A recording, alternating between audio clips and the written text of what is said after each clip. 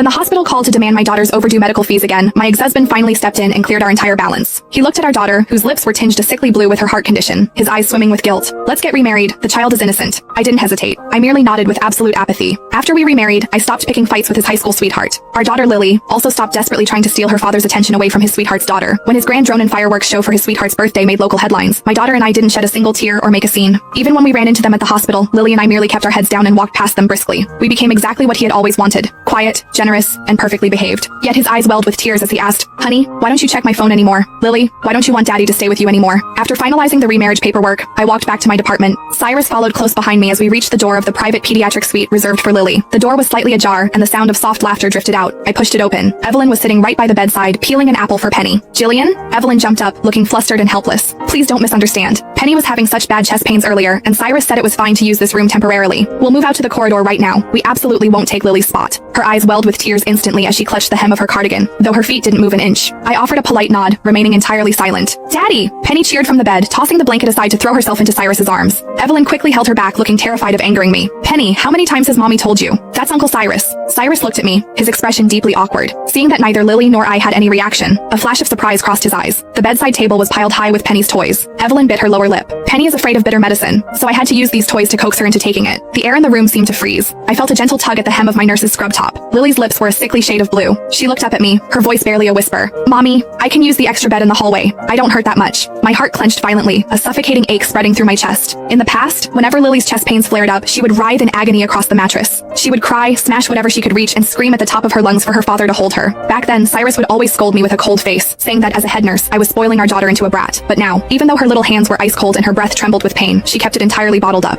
She had finally realized, only children who are loved have the luxury of showing weakness when they are sick. Cyrus frowned. Evelyn hurriedly started packing up their things. "Jillian, please don't be angry with Cyrus. We're leaving right now." She held Penny, trembling as though I were some kind of heartless monster. In the past, I would have been shaking with rage at her manipulative, fragile act, turning on Cyrus in an explosive argument. But today, I just stood there quietly, my eyelids barely fluttering. Cyrus spoke up suddenly. "Evelyn, pack your things and take Penny out. Lily's heart can't handle any noise." Evelyn froze, her tears spilling over. Penny began to sob loudly. "Daddy, I feel sick. I want Daddy to stay with me." Cyrus hesitated, looking at Penny with pity, then glanced at me. I curled my lips into a faint, empty smile. "Since you care so much about Penny, Mr. Porter, it's only right that you go keep her company." He froze, clearly not expecting me to say that. He opened his mouth but found no words. Finally he muttered, "I'll be back later," and yellowed under the weight of his guilt, quickly leaving with the mother and daughter. The room finally fell silent. I expertly helped Lily change into her hospital gown and hooked her up to the monitors. A short while later, my phone screen lit up. It was a message from Evelyn. "Jillian, I'm so sorry. Penny had another heart spasm just now, and she wouldn't cooperate with the doctors unless Cyrus held her hand. He might not be able to make it back tonight." Attached was a video. In the video, Penny was sweetly holding Cyrus's hand,